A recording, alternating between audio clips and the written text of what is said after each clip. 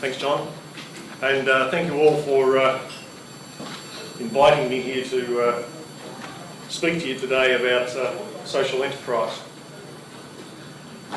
When I was at drinks last night, I spoke to some people from Plantagenet, from from Yarriambiack and from Wagga Wagga. And so I feel reasonably much more comfortable in saying that I'm from Yakandanda. I feel like I'm among friends.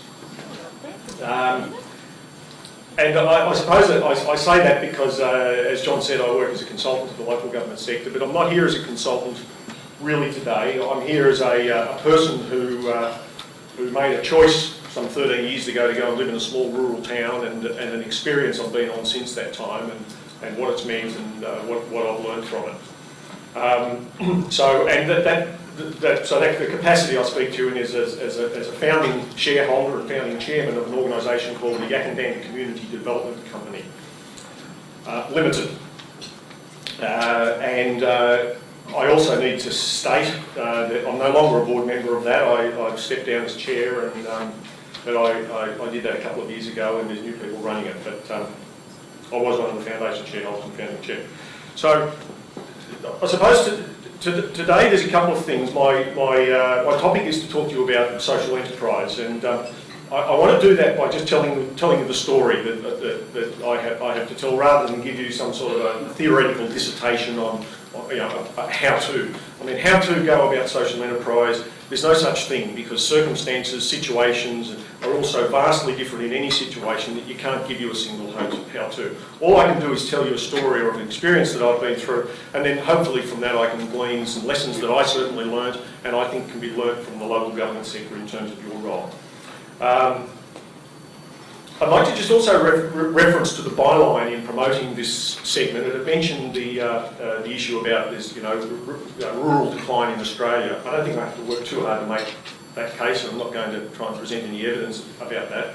But it also made a comment which it said, all over Australia, small communities are buying back the farm. When John first sent that to me, I looked at it and I thought, well, I don't actually agree with that. I'm going to leave it in there, because the truth of the matter is, I think there is the capacity to do that, but it's not really happening. And I think that's a challenge, perhaps, for those small communities concerned in particular, as opposed to the local governments that represent them. That's what I suppose I tend to do. And the first thing I just want to talk about is this term that we call social enterprise. When I first got involved with the Yakandanda Community Development Company, when we incorporated the company some 10 years ago, I never heard that term. That's a term other people use and put on things that we've done. And I have to say to you, it's not a term that it entirely sits comfortably with me. Now, that's in no way a criticism of the movement of social enterprise. I think the social enterprise movement worldwide is burgeoning, I think particularly in the UK. If anyone's interested, there's a great story being going on with the Portsmouth, where's our English friends, the Portsmouth Football Club, whereby they were owned by the Kazakhstani oligarch who was chased down by the Russian police. And anyway, and the supporters basically all got together and said, bugger this is our footy club, we're going to buy it back. And they did.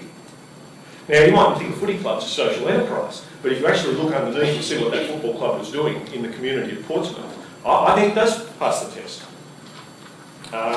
So I tend to think social enterprise, the trouble with it is there's a strong movement here in Victoria, and in a somewhat confrontational way, I've often said that I think the social enterprise movement has been a little bit hijacked by very, very high merit social programs in disguise.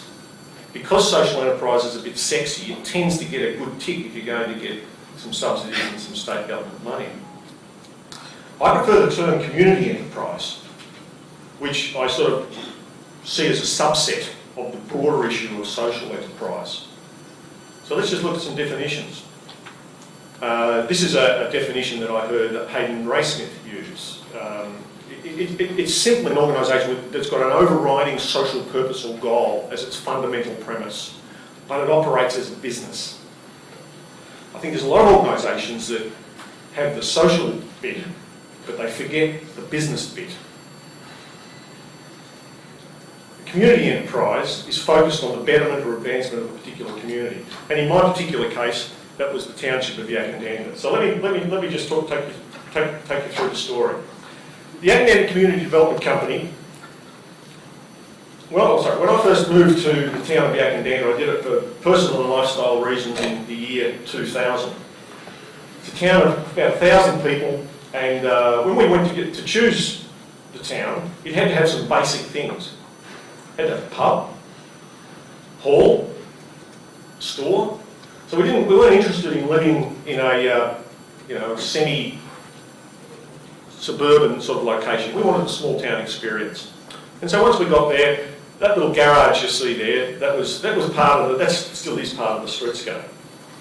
And so if you look closely at the sign out front, one day a little sign went up that said, the owner, an old fella, he said, I've had a gutful of this, selling petrol for nothing and having the staff walk away with the takings. He just closed the shop up. And that set the tongues wagging, and it actually caused a lot of consternation in the town. And people were saying, the big thing I remember was they should do something. A council, they. Now the they is actually you. You should do something is what was being said. But of course the reality was, well, what do you do? I mean, look at it. It's got steam-driven petrol houses out the front. It's got sort of close to 100-year-old storage tanks underground, about the size of a thimble. What do you do? It's quaint looking, but it didn't pass any test, any sort of rigorous test in terms of financial viability. So a few of us realised very quickly that the they, being the you couldn't really do anything. If anything was going to be done, it was going to be us, being members of the community.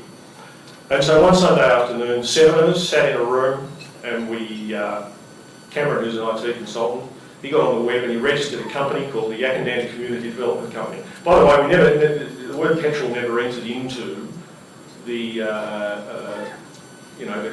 setting up of the company. We realised that this was the thin end of the wedge, and that if we let this one go, what's next? That was the issue in terms of the township.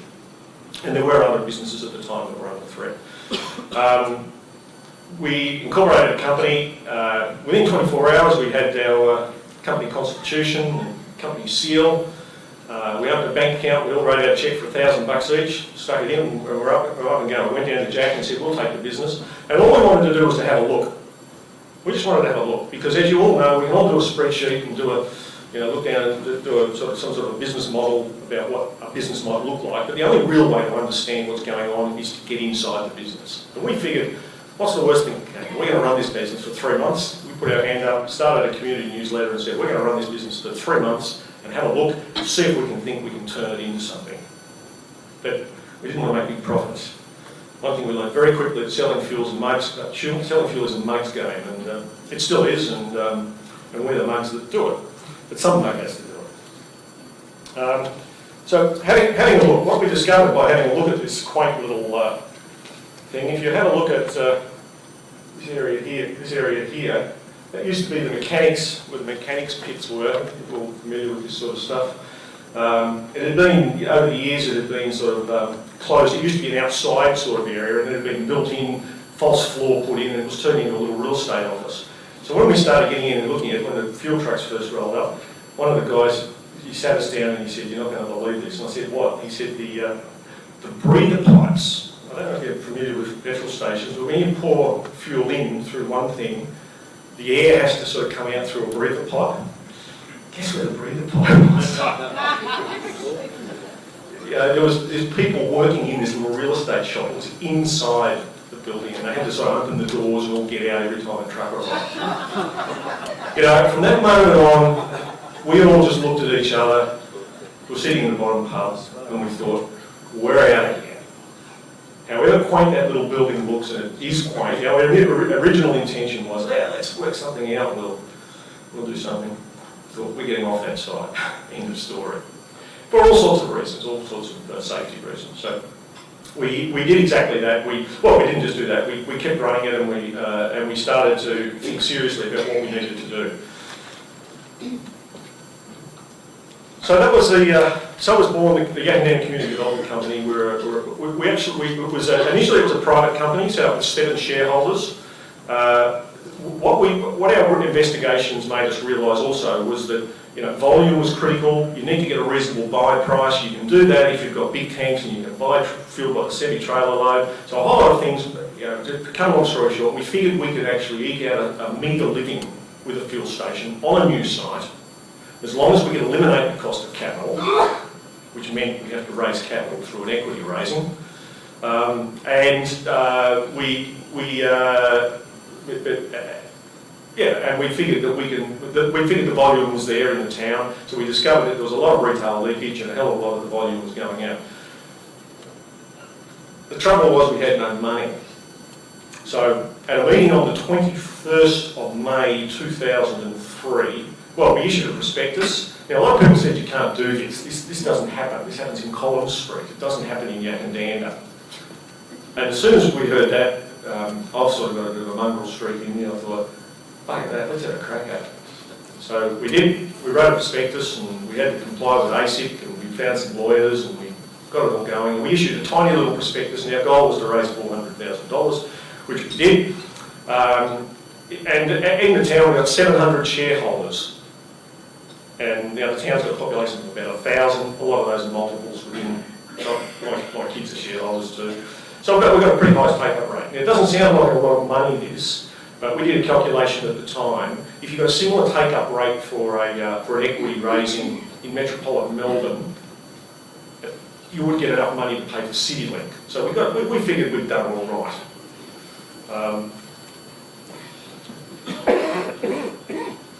At the time, you might recall the T1, T2, T3. I think it was at the time of T2. I've got T2 shares too, so I share your pain. We thought, oh well, a bit of tongue-in-cheek. We call it the Y1 share offering. The Y2 hasn't arrived yet. So we got the Y1. Sorry about that. We got the Y1 share offering, and we surpassed our target, and on the we passed 2 resolutions on the 20 in the top hub on the 21st of May 2003. One was to actually issue whatever the number, 724 shares at whatever it was each, $100 issue value, and then we call the whole lot up. So we issued that, and also we passed a resolution to convert. It's very simple to convert to a public company. And we converted to a public company, so we become limited as opposed to proprietary limited, and we're in business. So we're an unlisted public company, which is an important distinction to make. We're a baby public company, but with a very clear goal. And here's the key. Written into our constitution was what we call the social goal. We knew that we didn't want to be not-for-profit because we're thinking, is it fair to ask the dairy farmers around our place to get, we're not talking millionaires here, to throw $1,000, on average $1,000 a family in for nothing and see nothing for it. So we said we'll split the difference. 50% of any money we make we'll give back to the community. The other 50%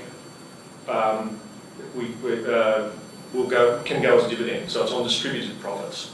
But the goal that's enshrined within the Constitution is that the goal of the company is not to maximise the wealth of shareholders. The goal of the company is for the benefit of the economic, social and cultural condition of the Yakandana community and its surrounds. Now that still applies.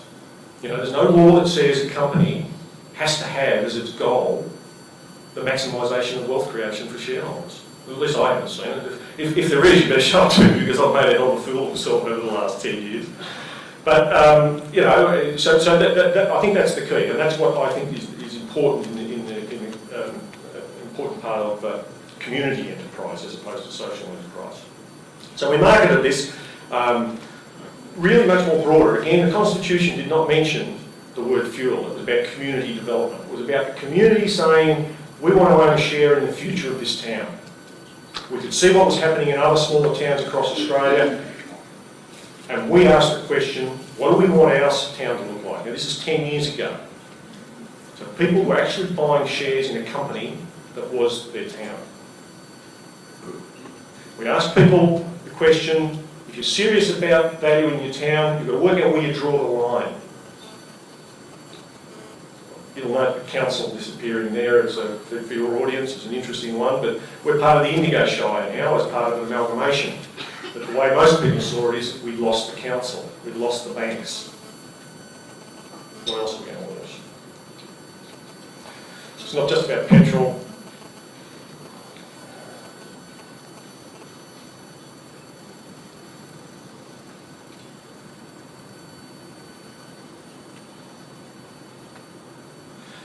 So we tried to tap into a vein of thought which was unapologetic belief in our own town.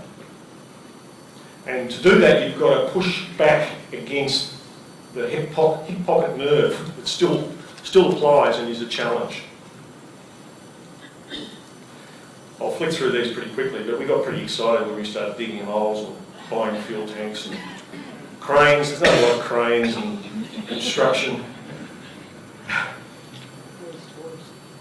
But anyway, we basically built a petrol station and a rural produce store. About 12 months after this occurred, the local hardware shop went belly up. It was a pretty obvious fit, so we had to extend and build. But by this stage, we had a bit of wind in our sails, and we were able to take on the hardware business. And it's a perfect complement. Rural supplies, star tickets is a perfect complement to fuel in a town like that. I just want to move on fairly quickly here. So, today, Yakandanda's got something that I think is of real value to the town, and it can never go away. It's only in the last 12 months they've finalised the negotiations. Originally they missed the site. So the role of the Shire. The Shire actually played a very constructive role in this process.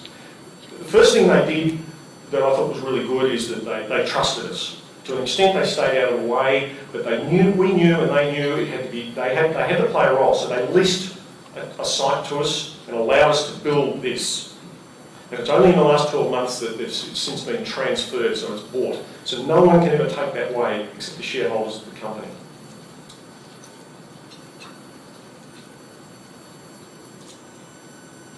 So what's happened? I won't spend too much time on this. The reason I'm saying this, when we took over fuel in Yakandanda, there was about 11,000 litres per week. It's now pushes up to about 43,000 litres. But of course, it's the other non-fuel sales. If you sell a litre of fuel, you get threepence.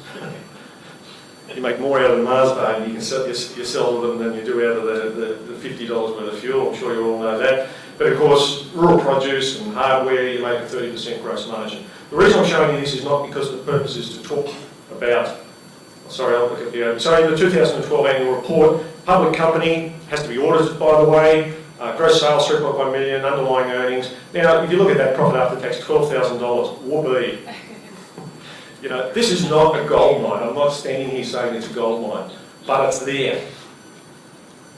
Net assets. The share, we paid $100 per share 10 years ago.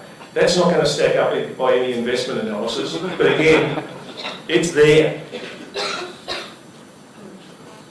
There's local jobs, flow-on investments. Guy by the name of Nick Cook built a food works store for about $3.5 million. A really good little supermarket for a town like Yakandanda.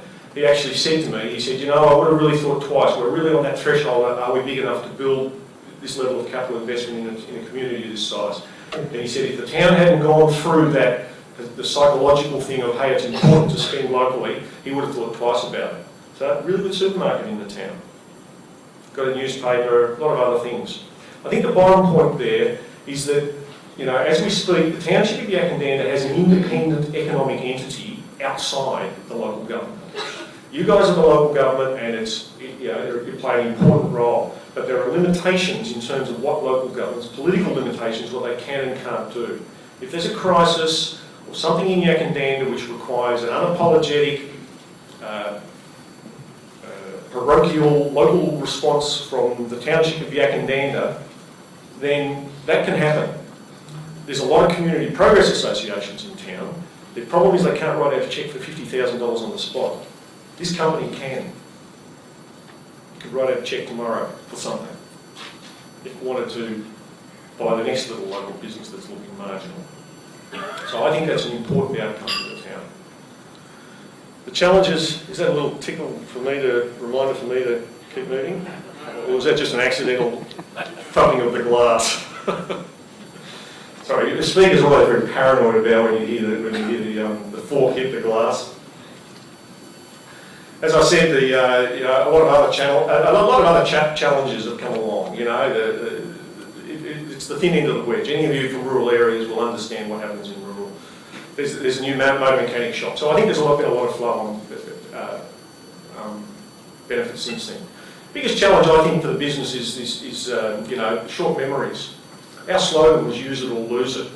It is amazing how quickly you see. We went to a function on the weekend, and I'm convinced that a lot of the younger population in our township, they have no knowledge of what I've just described to you of that history. What they see is a petrol station. And in a way, that's the enemy. This is an organisation that buys fuel at $1.40 and sells it to you at $1.48. If they try and sell it to you, which is about whatever percent gross profit margin, if you sell it for $1.50, you're a thief. Go and try and buy a dress at a 5% or an 8% gross profit margin. Get your laugh down the front here. So short memories. How do we keep reminding people how important it is? It's a business. We had a Bunnings store since we opened. We had a massive Bunnings store opened on our doorstep, and we've just taken over a pint-sized hardware shop. It's tough, The guy who ran the hardware shop, he just shook his head and looked at us and he said, "It's a mugs game." And I said, "Well, so is selling fuel. We're in the mugs game businesses." But you know what? On a Sunday afternoon, you've got the project going. You like to be able to go and buy a packet of nails. But it's a business, and it's subject to competitive pressures, like any other business. You need to run it like a business. Managing changing community expectations, as I mentioned. Governance. I realised my time was up probably in about 2008 when someone kept coming, people were coming to me and going, "Oh, they come, YCDK, why don't you do this? Why don't you do that?" And at one stage I remember responding to someone, which was probably ill-advised of me, and I said, a bit tersely, I was busy at the time, and I thought I had the community stuff under control, and I responded by saying, "No, why don't you do it?" And this person coming with a perfectly good suggestion, and I realised that I'd been a bit short with this person, and I regretted saying that, but it was true. After that time, I thought, do you know what? It's very easy to become, a bit bitter and twisted by incumbency. You've got to know your time. We've also had an issue with our hospital recently where one of the board members celebrated 50 years on the board, and I thought, I don't think that's healthy. Myself and the company secretary, who were the two sort of founding directors, and we were the main, I suppose, brains behind the scheme, there was no one obvious who was going to step into our shoes, and it became obvious to us that succession really required the creation of the void. The theory is that you can sort of groom the people and bring them through, and it doesn't always work that well. So we just stood down and created a void. And things wobbled a little bit for a while, I have to admit. But guess what? It's still going, and there's new people on the board. It's ticking away, and there's a new reality and a new set of stories being generated within the company. We're talking about a township energy scheme now. We've been watching Hepburn Wind, which is one of the great stories of this country, I think. Also watching Portsmouth FC. Not that we want to buy it. Don't try to be all things to all people. When the bottom pub closed, someone said, "Hey, why doesn't YCDK? What you can do, buy the pub, it's going for a song. We'll get the footy club to run it as a fundraiser in the winter, and the cricket club can do it in the summer. Perfect." Oh, I thought, gee whiz, there's a lot of let's say people who represent the sort of temperance side of things coming from our town who are loyal shareholders of ours. Owning a pub perhaps didn't really fit into their view of the world. So, and someone said to me, "Do we really want to be a company town?" No, we don't. So do some things, but don't try to do all things. Lessons. a real enterprise. I'm going to move along pretty quickly now, but I think that the word enterprise gets forgotten in social enterprise talk. And I think the issue of scale is critical here. Most social enterprise, or a lot of social enterprises, social enterprises fall into two categories. There's the really small cafe type things and op shop type things, and I think they're really important grassroots community type enterprises. I think the real challenge that has been sort of untested is the larger scale enterprises, ones that do have some scale about them to sort of establish themselves, a bit like the Hepburn Winds type story, and their own company to a lesser degree, I suppose. But it's those enterprises of scale that pass that sort of critical mass test. I think is a big test. Obviously, structure, ownership and equity. We set ourselves up as a public company. In a way, that was a bit of a bloody-minded thing. A lot of people have sort of said to us, why didn't you set it up as a cooperative? At the time, our advice was that we wouldn't be able to return dividends. Now, the company hasn't returned dividends to shareholders. We did for about 4 or 5 years, but then we stopped. We decided we needed to save up a bit of money for a few things. But the equity structure, I think you've got to think about things in business terms and think about your equity structure and what sort of a legal structure you're going to have. As I mentioned, get the constitution right, make sure you enshrine your underlying community goal. Governance, get a skills-based board. Sometimes the most enthusiastic people are not necessarily the right people. You've got to get the right people on the board with some business skills. Do a business plan and get community ownership. I mean, critical to what we wanted to do. People feel they own the local petrol station, and so direct, literal ownership, I think, is really important to make it work. And obviously you need leadership at a lot of different levels. We had our naysayers in our team and in our town, but so you need people to push past that and say, no, look, this is what we're going to do, we think this is a good thing, and just push on regardless. So where do you fit as local government? I suppose this is my concluding comment. I think local government has an important role to play here, but if you're talking about enterprise, you're talking about business, and with business, there is risk. So I think that the local government's role is in the provision of support and facilitation to try and look for opportunities to set up enterprises of this type, provide support to them, but I don't think it's your role, and that may involve actually having some skin in it early on, as the Shire did with us, either through equity or through a loan, interest-free loans or something like that to get it going. The most difficult thing here, these things can work, but getting going is difficult. So I think local government in that facilitating role at the early stages has an important role to play. And at that point, the thing you sort of need to appreciate is that, there's times when you want local governments to stay out of the way. I think you need to get in the way and get involved and offer your support, and then work out the time when it's appropriate to stay away. So that's sort of my story, and I think I might leave it from there and say thanks very much for your time, and good luck for the rest of your conference. So thank you.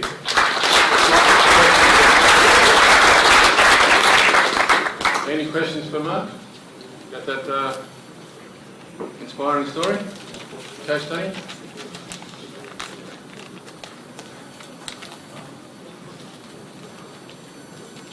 Mark, as a way of getting the next generation to buy in, when you talk here about them literally buying in, is there any plan to try and get the younger people to take up shares to get that sort of generational buy-in so that it's more development?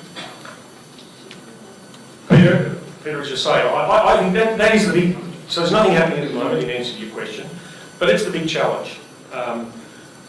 Quite literally, last Sunday, we're at a 10-year anniversary of the incorporation of the entity. And we're sitting there, the people who were actually providing the food for this function were all the kindergarten committee. And there's all these young men and women who were there. And it was when I looked into their eyes, I thought, these guys, they're here, they're volunteering in the community, they're engaged, their kids are younger than mine because they're at the kindergarten. But they've got no idea about this. So we don't tell our own story well enough. We don't remind people. And that's because we don't have deep enough pockets. I suppose. We just don't, we can't employ a chief executive officer. That's an issue of scale. When we first set out, so all my kids are shareholders and they carry a shareholder card. They don't carry it, but they've got one. We did have a project through the school, whereby we try and educate the kids, get parents to make the kids shareholders, so the kids will say, well, what does it mean to be a shareholder?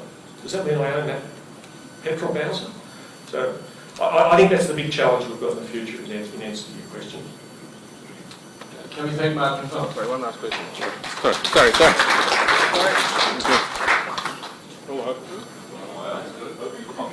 Something's happening. Did I do that? Doesn't matter, we're finished anyway. Mark, I was wondering, since you've done this good work, what effect it's had on the community spirit generally, and also whether it has attracted more people to the town. Is the town, it was kind of dying, wasn't it? And has this turned it around? Sort of. So yes and no. I mean, I'd say, can you? I probably should use the microphone. So was the town dying? I don't think it was dying. It wasn't dying in the sense of a lot of small townships across rural Australia. Let me put it that way. But you know, there's no in dying rural towns. You don't have a graph that looks like this, and you go, whoops, you drop off an edge. You know, it's so gradual as to be insidious. That's the problem. And people who are in rural areas would understand what I mean by that. So it wasn't dying per se, but you could see what was going on in the long term. You could just see over time, every few years, something would happen. Has it attracted new people? I just don't know. It was actually, the population was pretty stable, and I think it is growing now. But of course, one of the problems we've got, here's one of the paradoxes, that one of the big community concerns is that they didn't want more subdivision. We wanted to keep our town small, so you've got this sort of trade-off going on. But we're a little bit different as far as it was becoming a bit of a dormitory suburb for Wodonga. A lot of commuting going, so a bit different. But has it been good the first question was, has it been good for the spirit? I would say unequivocally yes. I think it actually renewed belief in people that we can make a difference to our own town. We're not just we're not just at the behest of big business people from Melbourne who we love to pay. We can actually do this ourselves if we want to take control of our own destiny. But to do that, you've got to put it in your own pocket. Okay, can we thank Mark, please?